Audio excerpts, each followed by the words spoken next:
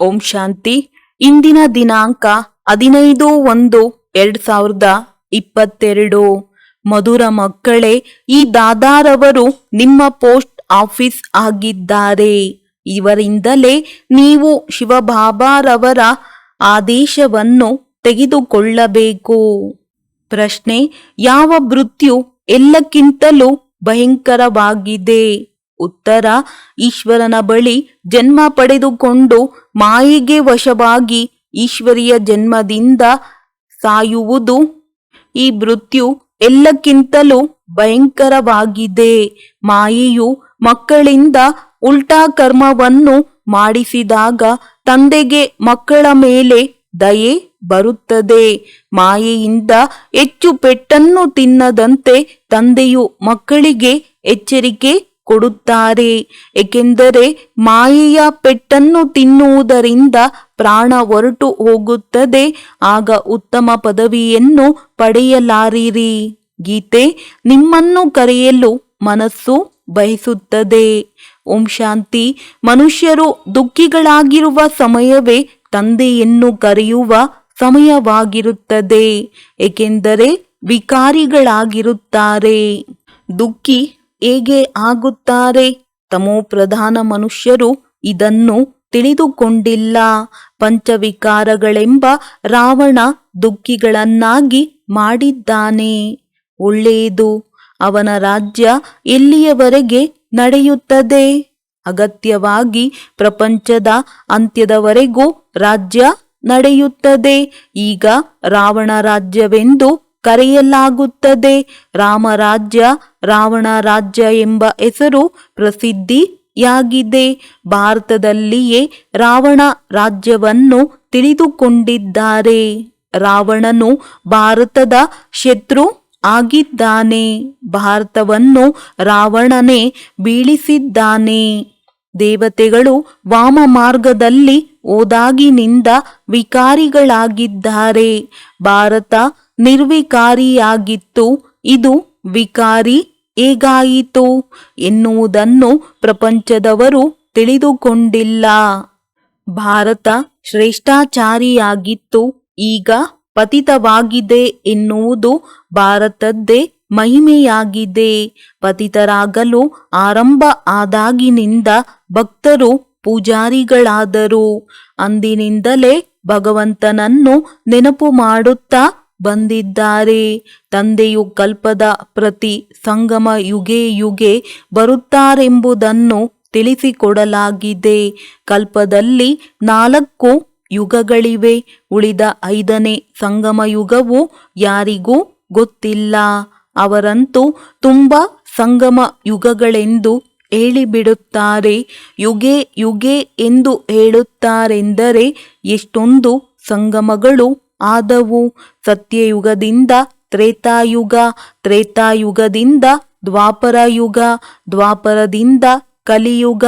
ಆದರೆ ಕಲ್ಪದ ಸಂಗಮ ಯುಗದಲ್ಲಿಯೇ ಬರಬೇಕಾಗುತ್ತದೆ ಎಂದು ತಂದೆಯು ತಿಳಿಸುತ್ತಾರೆ. ಇದನ್ನು ಪುರುಷೋತ್ತಮ ಯುಗವೆಂದು ಹೇಳುತ್ತಾರೆ. ಆಗಲೇ ಮನುಷ್ಯರು ಪತಿತರಿಂದ ಪಾವನರಾಗುತ್ತಾರೆ. ಕಲಿಯುಗದ ನಂತರ ಸತ್ಯಯುಗ ಬರುತ್ತದೆ. ಸತ್ಯಯುಗದ ನಂತರ ಏನಾಗುತ್ತದೆ? ತ್ರೇತಾಯುಗ ಬರುತ್ತದೆ. ಸೂರ್ಯವಂಶಿ ಲಕ್ಷ್ಮೀ ನಾರಾಯಣರ ರಾಜ್ಯವಿತ್ತು. ಅವರೇ ನಂತರ ಚಂದ್ರವಂಶಿ ಆಗುತ್ತಾರೆ. ತ್ರೇತಾಯುಗದಲ್ಲಿ ರಾಮರಾಜ್ಯವಿರುತ್ತದೆ. ಸತ್ಯಯುಗದಲ್ಲಿ ಲಕ್ಷ್ಮೀ ನಾರಾಯಣರ ರಾಜ್ಯವಿರುತ್ತದೆ. ಲಕ್ಷ್ಮೀ ನಾರಾಯಣರ ನಂತರ ರಾಮ ಸೀತೆಯ ರಾಜ್ಯ ಬರುತ್ತದೆ. ಸತ್ಯ ತ್ರೇತಾಯುಗ ಮಧ್ಯದಲ್ಲಿ ಅಗತ್ಯವಾಗಿ ಸಂಗಮ ಇರುತ್ತದೆ. ಸತ್ಯ ತ್ರೇತಾಯುಗ ನಂತರ ಇಬ್ರಾಹಿಂ ಬರುತ್ತಾರೆ. ಅವರು ಆ ಕಡೆಯವರು ಆಗಿದ್ದಾರೆ. ಭಾರತ ದೇಶದೊಂದಿಗೆ ಅವರ ಸಂಬಂಧವಿಲ್ಲ. ದ್ವಾಪರದಲ್ಲಿ ಇನ್ನು ತುಂಬಾ ಧರ್ಮಗಳು ಬರುತ್ತವೆ. ಇಸ್ಲಾಮಿ, ಬೌದ್ಧ ಧರ್ಮ ಮತ್ತೆ ಕ್ರೈಸ್ತ ಧರ್ಮ ಮುಂತಾದವುಗಳು ಬರುತ್ತವೆ. ಕ್ರೈಸ್ತ ಧರ್ಮ ಸ್ಥಾಪನೆಯಾಗಿ 2000 ವರ್ಷಗಳಾಯಿತು. ಕೆಲವರು ಹೆಚ್ಚು ಕಡಿಮೆ ಲೆಕ್ಕವನ್ನು ಮಾಡುತ್ತಾರೆ. ಈ ಸಂಗಮದ ನಂತರ ಸತ್ಯಯುಗದಲ್ಲಿ ಹೋಗಬೇಕಾಗುತ್ತದೆ. ಬುದ್ಧಿಯಲ್ಲಿ ಈ ಚರಿತ್ರೆ ಭೂಗೋಳ ಇರಬೇಕು. ಶ್ರೇಷ್ಠಾತಿ ಶ್ರೇಷ್ಠ ಭಗವಂತನೆಂದು ಮಹಿಮೆ ಮಾಡಲಾಗುತ್ತದೆ. ಅವರಿಗೆ ತ್ವಮೇವ ಮಾತಶ್ಚ ಪಿತಾ ಅಂತಲೂ ಕರೆಯಲಾಗುತ್ತದೆ. ಇದು ಶ್ರೇಷ್ಠಾತಿ ಶ್ರೇಷ್ಠ ಭಗವಂತನ ಮಹಿಮೆಯಾಗಿದೆ. ನೀವು ತಂದೆ ತಾಯಿ ಎಂದು ಯಾರಿಗೆ ಹೇಳುತ್ತೀರಿ? ಇದನ್ನು ಯಾರೂ ತಿಳಿದುಕೊಂಡಿಲ್ಲ. ಯಾವುದಾದರೂ ಮೂರ್ತಿಯ ಮುಂದೆ ಹೋಗಿ ನೀವೇ ತಂದೆ ತಾಯಿ ಎಂದು ಹೇಳಿಬಿಡುತ್ತಾರೆ. ಈಗ ತಂದೆ ತಾಯಿ ಎಂದು ಯಾರಿಗೆ ಹೇಳುವುದು? ಲಕ್ಷ್ಮೀ ನಾರಾಯಣರಿಗೋ, ಬ್ರಹ್ಮ ಸರಸ್ವತಿಗೋ, ಶಂಕರ ಪಾರ್ವತಿಗೋ? ಇವರನ್ನು ಜೋಡಿಯಾಗಿ ತೋರಿಸುತ್ತಾರೆ. ಹಾಗಾದರೆ ತಂದೆ ತಾಯಿ ಎಂದು ಯಾರಿಗೆ ಹೇಳಲಾಗುತ್ತದೆ? ಮಾತಶ್ಚ ಪಿತಾ ಒಬ್ಬರೇ ಇರಬೇಕಾಗುತ್ತದೆ ಎಂದಾಗ ಅಗತ್ಯವಾಗಿ ರಚಯಿತನಿಗೆ ಹೇಳಲಾಗುತ್ತದೆ. ಅವರು ತಂದೆಯಾದ ಮೇಲೆ ತಾಯಿಯೂ ಬೇಕಲ್ಲವೇ? ತಾಯಿ ಯಾರಿಗೆ ಹೇಳುವುದೆಂದು ತಿಳಿದುಕೊಂಡಿಲ್ಲ. ಇದನ್ನು ರಹಸ್ಯವುಳ್ಳ ಮಾತುಗಳೆಂದು ಕರೆಯಲಾಗುತ್ತದೆ. ತಂದೆ ಇದ್ದಾಗ ತಾಯಿಯೂ ಇರಬೇಕಾಗುತ್ತದೆ. ಇದು ಒಬ್ಬ ತಂದೆಯ ಮಹಿಮೆಯಾಗಿದೆ. ಈ ಮಹಿಮೆಯು ಬ್ರಹ್ಮ ವಿಷ್ಣು ಶಂಕರರಿಗೂ ಸಲ್ಲುವುದಿಲ್ಲ. ಒಬ್ಬರನ್ನೇ ಮಹಿಮೆ ಮಾಡುತ್ತಾರೆ. ಪತಿತ ಪಾವನ ಬಾ ಎಂದು ಮಹಿಮೆ ಮಾಡುತ್ತಾರೆಂದಾಗ ಅಗತ್ಯವಾಗಿ ಅಂತ್ಯದಲ್ಲಿ ಬರುತ್ತಾರೆ. ಯುಗ ಯುಗದಲ್ಲೂ ಏಕೆ ಬರುತ್ತಾರೆ?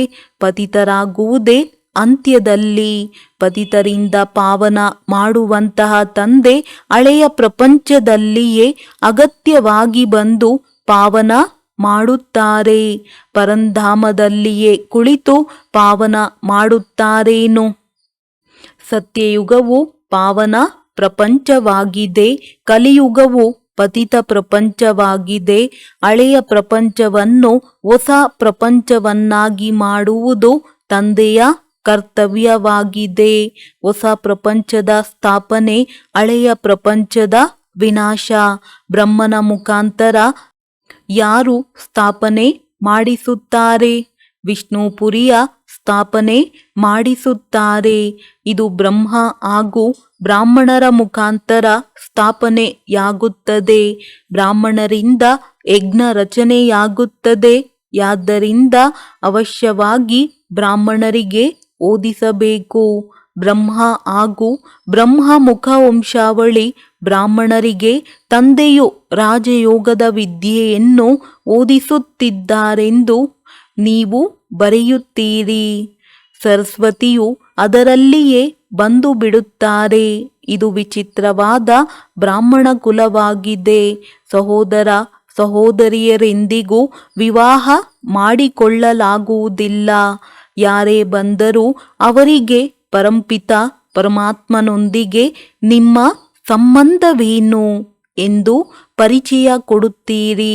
ಆಗ ಅವರು ತಂದೆ ಎಂದು ಹೇಳುತ್ತಾರೆ.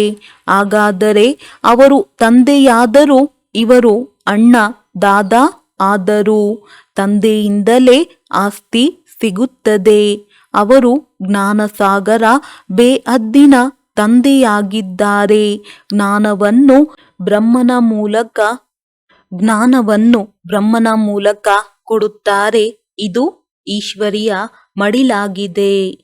ನಂತರ ದೈವಿ ಮಡಿಲು ಸಿಗುತ್ತದೆ. ಇದನ್ನೆಲ್ಲ ತಿಳಿಸುವುದು ಸಹಜವಾಗಿದೆ. 4 ಯುಗಗಳ ಲೆಕ್ಕವಂತೂ ಸರಿಯಾಗಿದೆ. ಪಾವನರಿಂದ ಪತಿತರಾಗಬೇಕಾಗುತ್ತದೆ. 16 ಕಲೆಯಿಂದ 14 ಕಲೆ, ನಂತರ 12 ಕಲೆಯಲ್ಲಿ ಬರಬೇಕಾಗುತ್ತದೆ. ಮೊಟ್ಟಮೊದಲು ನೀವು ತಂದೆಯ ಪರಿಚಯವನ್ನು ಕೊಡಬೇಕು. ತಂದೆಯೊಂದಿಗೆ ಯಾರಾದರೂ ಹೊಸಬರು ಮಿಲನ ಮಾಡಲು ಬಂದಾಗ ಅವರು ಏನನ್ನೂ ತಿಳಿಯಲಾರರು. ಏಕೆಂದರೆ ತಂದೆಯು ವಿಚಿತ್ರನಾಗಿದ್ದಾರೆ. ಬಾಪ್ ದಾದಾ ಕಂಬೈನ್ಡ್ ಇದ್ದಾರೆ. ನಾವು ಯಾರೊಂದಿಗೆ ಮಾತನಾಡುತ್ತೇವೆ ಎಂದು ಮಕ್ಕಳಿಗೂ ಮತ್ತೆ ಮತ್ತೆ ಮರೆತು ಹೋಗುತ್ತದೆ. ಶಿವ ತಂದೆಯ ನೆನಪೇ ಬುದ್ಧಿಯಲ್ಲಿ ಬರಬೇಕು. ನಾವು ಶಿವ ತಂದೆಯ ಬಳಿ ಹೋಗುತ್ತೇವೆ. ನೀವು ಈ ಬ್ರಹ್ಮ ತಂದೆಯನ್ನು ಏಕೆ ನೆನಪು ಮಾಡುತ್ತೀರಿ? ಶಿವ ತಂದೆಯನ್ನು ನೆನಪು ಮಾಡುವುದರಿಂದಲೇ ವಿಕರ್ಮ ವಿನಾಶವಾಗುತ್ತದೆ. ಒಂದು ವೇಳೆ ಫೋಟೋ ತೆಗೆಯುವಾಗ ಬುದ್ಧಿ ಶಿವಬಾಬಾ ಹಾಗೂ ಬಾಪ್ತಾದ ಇಬ್ಬರ ಕಡೆಯೂ ಇರಬೇಕು. ಶಿವಬಾಬಾರವರು ಇರುವ ಕಾರಣ ಈ ದಾದಾರವರು ಇರುತ್ತಾರೆ. ಆಗ ಬಾಪ್ತಾದಾರವರ ಜೊತೆ ಫೋಟೋ ತೆಗೆಯುತ್ತೀರಿ. ಶಿವ ತಂದೆಯ ಬಳಿ ಈ ದಾದಾರವರ ಮೂಲಕ ಮಿಲನ ಮಾಡಲು ಬಂದಿದ್ದೇವೆ. ಇವರು ಬ್ರಹ್ಮ ಪೋಸ್ಟ್ ಆಫೀಸ್ ಆಗಿದ್ದಾರೆ. ಇವರ ಮೂಲಕ ಶಿವ ತಂದೆಯ ಆದೇಶವನ್ನು ತೆಗೆದುಕೊಳ್ಳಬೇಕು. ಇದು ತುಂಬಾ ಆಶ್ಚರ್ಯಕರವಾದ ಮಾತಾಗಿದೆ. ಪ್ರಪಂಚವು ಹಳೆಯದಾದಾಗ ಭಗವಂತನು ಬರಬೇಕಾಗುತ್ತದೆ. ದ್ವಾಪರದಿಂದ ಪ್ರಪಂಚವು ಪತಿತವಾಗಲು ಆರಂಭವಾಗುತ್ತದೆ. ಅಂತ್ಯದ ವೇಳೆಗೆ ಪ್ರಪಂಚವೆಲ್ಲವೂ ಪತಿತವಾಗಿ ಬಿಡುತ್ತದೆ. ಸತ್ಯಯುಗ ತ್ರೇತಾಯುಗವನ್ನು ಸ್ವರ್ಗ ವೈಕುಂಠವೆಂದು ಕರೆಯಲಾಗುತ್ತದೆ. ಸದಾ ಹೊಸ ಪ್ರಪಂಚವಂತೂ ಇರುವುದಿಲ್ಲ. ಸದಾ ಸೃಷ್ಟಿಯ ಅರ್ಧ ಸಮಯವು ಪೂರ್ತಿಯಾದಾಗ ಹಳೆಯದೆಂದು ಕರೆಯಲಾಗುತ್ತದೆ. ಪ್ರತಿಯೊಂದು ವಸ್ತುವಿನ ಆಯಸ್ಸು ಅರ್ಧ ಹಳೆಯದು, ಅರ್ಧ ಹೊಸದಾಗಿರುತ್ತದೆ. ಆದರೆ ಈ ಸಮಯದ ಶರೀರದ ಮೇಲೆ ಭರವಸೆ ಇಲ್ಲ. ಈ ಎಲ್ಲವನ್ನು ಚಿತ್ರಗಳೊಂದಿಗೆ ತಿಳಿಸಿಕೊಡಬೇಕು. ಇದಂತೂ ಅರ್ಧ ಕಲ್ಪದ ಪೂರ್ಣ ಲೆಕ್ಕಾಚಾರವಿದೆ. ಇದರಲ್ಲಿ ಸ್ವಲ್ಪವೂ ಪರಿವರ್ತನೆ ಆಗುವುದಿಲ್ಲ. ಒಂದು ವೇಳೆ ಮಧ್ಯದಲ್ಲಿಯೇ ಕೆಲವು ವಸ್ತುಗಳು ಹಾಳಾಗಬಹುದು. ಆದರೆ ಸಮಯಕ್ಕೆ ಮೊದಲು ಎಲ್ಲವೂ ಪರಿವರ್ತನೆ ಆಗುವುದಿಲ್ಲ.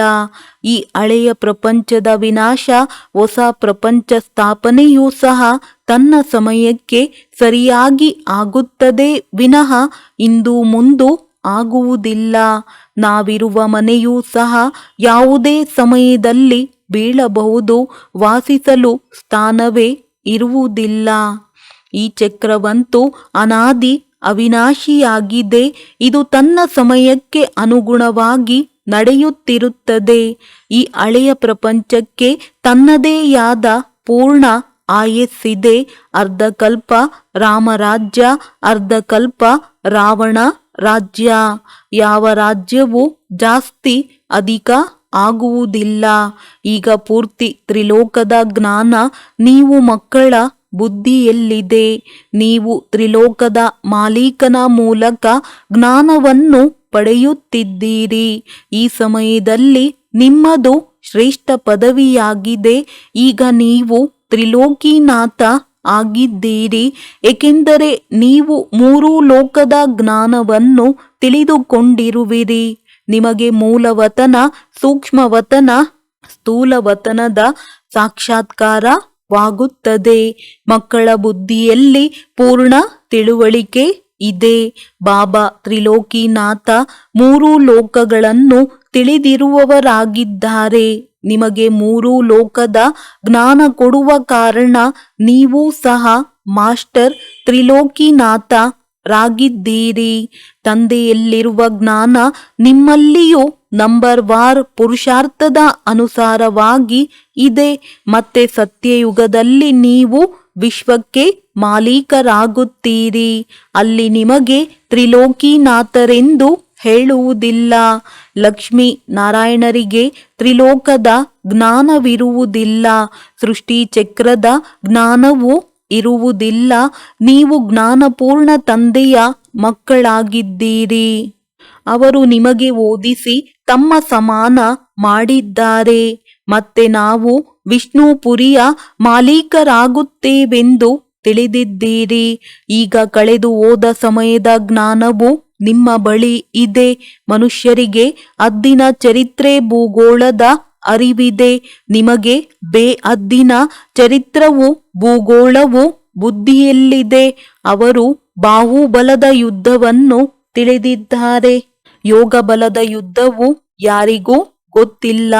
ಯೋಗ ಬಲದಿಂದ ನಾವು ವಿಶ್ವದ ಮಾಲೀಕರಾಗುತ್ತೇವೆಂಬುದನ್ನು ನೀವು ತಿಳಿದಿದ್ದೀರಿ. ತ್ರಿಲೋಕಿನಾಥ ತಂದೆ ಇದನ್ನು ಕಲಿಸಿಕೊಡುವವರಾಗಿದ್ದಾರೆ. ಈ ಸಮಯದ ನಿಮ್ಮ ಪದವಿ ತುಂಬಾ ಶ್ರೇಷ್ಠವಾಗಿದೆ. ನೀವು ಜ್ಞಾನ ಸಂಪನ್ನ ತಂದೆಯ ಮಕ್ಕಳು. ಮಾಸ್ಟರ್ ಜ್ಞಾನ ಸಂಪನ್ನರಾಗಿದ್ದೀರಿ. ತಂದೆಯು ಜ್ಞಾನ ಸಾಗರ, ಆನಂದ ಸಾಗರ ಹೇಗೆ ಆಗಿದ್ದಾರೆಂಬುದನ್ನು ನೀವು ತಿಳಿದುಕೊಂಡಿದ್ದೀರಿ. ಅವರಿಗೆ ಸಚ್ಚಿತ್ ಆನಂದ ಸ್ವರೂಪರೆಂದು ಹೇಳಲಾಗುತ್ತದೆ. ನಾವು ಈ ಸಮಯದಲ್ಲಿ ತುಂಬಾ ದುಃಖಿಗಳಾಗಿರುವ ಕಾರಣ ಆ ಆನಂದವನ್ನು ಅನುಭವ ಮಾಡುತ್ತೇವೆ.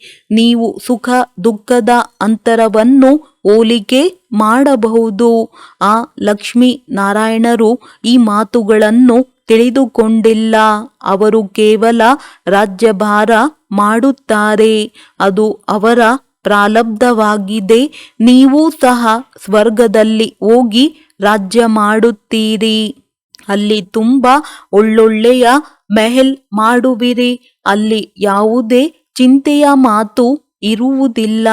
ಈ ಎಲ್ಲವನ್ನು ಬುದ್ಧಿಯಲ್ಲಿ ಮರೆಯದೇ ಇದ್ದಾಗ ಹೆಚ್ಚು ಖುಷಿಯಾಗುತ್ತದೆ. ಸಂಪೂರ್ಣ ಯಾರೂ ಇನ್ನೂ ಆಗದ ಕಾರಣ ಬಿರುಗಾಳಿ ಅನೇಕ ಪ್ರಕಾರದಲ್ಲಿ ಬರುತ್ತವೆ. ಆಗ ನೀವು ತುಂಬಾ ಅಚಲವಾಗಿರಬೇಕೆಂದು ತಂದೆ ತಿಳಿಸುತ್ತಾರೆ. ಅಮರನಾಥಕ್ಕೆ ಹೋಗುವವರು ಮತ್ತೆ ಅವಶ್ಯವಾಗಿ ಇಳಿಯಲೇಬೇಕು. ಹಾಗೆಯೇ ನೀವು ತಂದೆಯ ಬಳಿ ಹೋಗಿ ಹೊಸ ಪ್ರಪಂಚ ಸತ್ಯಯುಗದಲ್ಲಿ ಬರುತ್ತೀರಿ. ಅಲ್ಲಿಂದಲೇ ನೀವು ಇಳಿಯುವುದನ್ನು ಆರಂಭಿಸುತ್ತೀರಿ. ನಮ್ಮದು ಬೇಹದ್ದಿನ ಯಾತ್ರೆಯಾಗಿದೆ. ತಂದೆಯ ಬಳಿ ವಿಶ್ರಾಂತಿಯಲ್ಲಿ ಇರುತ್ತೀರಿ. ನಂತರ ರಾಜಧಾನಿಯಲ್ಲಿ ರಾಜ್ಯ ಮಾಡುತ್ತಾ ಜನ್ಮದ ನಂತರ ಜನ್ಮವನ್ನು ಪಡೆಯುತ್ತಾ ಕೆಳಗೆ ಇಳಿಯುತ್ತಾ ಬರುವಿರಿ. ಇದನ್ನು ಚಕ್ರವೆಂದಾದರೂ ಹೇಳಬಹುದು ಅಥವಾ ಹತ್ತಿ ಇಳಿಯುವುದೆಂದಾದರೂ ಹೇಳಬಹುದು. ಇದರ ಅರ್ಥ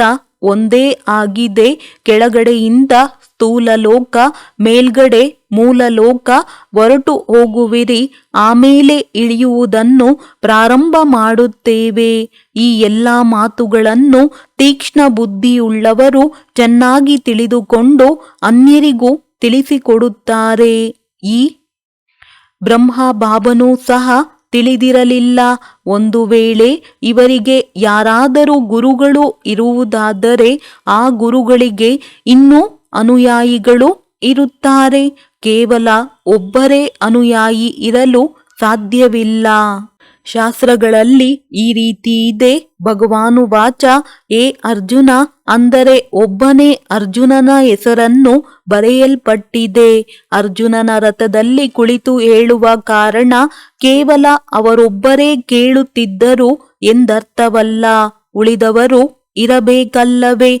ಸಂಜಯ ಸಹ ಇರಬೇಕು. ಈ ಬೇಹದ್ದಿನ ಶಾಲೆಯು ಒಮ್ಮೆಯೇ ತೆರೆಯುತ್ತದೆ. ಲೌಕಿಕದ ಶಾಲೆಯು ನಡೆಯುತ್ತಾ ಬರುತ್ತದೆ. ಎಂತಹ ರಾಜನಿರುತ್ತಾನೆ ಅಂತಹ ಭಾಷೆ ಇರುತ್ತದೆ. ಸತ್ಯಯುಗದಲ್ಲಿಯೂ ಶಾಲೆಗೆ ಹೋಗುತ್ತೀರಲ್ಲವೇ? ಭಾಷೆ, ಕೆಲಸ, ಕಾರ್ಯ ಎಲ್ಲವನ್ನೂ ಕಲಿಯುವಿರಿ. ಅಲ್ಲಿ ಸಹ ಎಲ್ಲವೂ ತಯಾರಾಗುತ್ತದೆ. ಎಲ್ಲದಕ್ಕಿಂತ ಉತ್ತಮವಾದ ವಸ್ತು ಸ್ವರ್ಗದಲ್ಲಿ ಆಗುತ್ತದೆ. ಅದೆಲ್ಲವೂ ನಂತರ ಹಳೆಯದಾಗಿ ಬಿಡುತ್ತದೆ. ದೇವತೆಗಳಿಗೆ ಒಳ್ಳೊಳ್ಳೆಯ ವಸ್ತುಗಳು ಸಿಗುತ್ತದೆ. ಇಲ್ಲೇನು ಸಿಗುತ್ತದೆ? ಹೊಸ ಪ್ರಪಂಚದಲ್ಲಿ ಎಲ್ಲವೂ ಹೊಸದೇ ಸಿಗುತ್ತದೆ.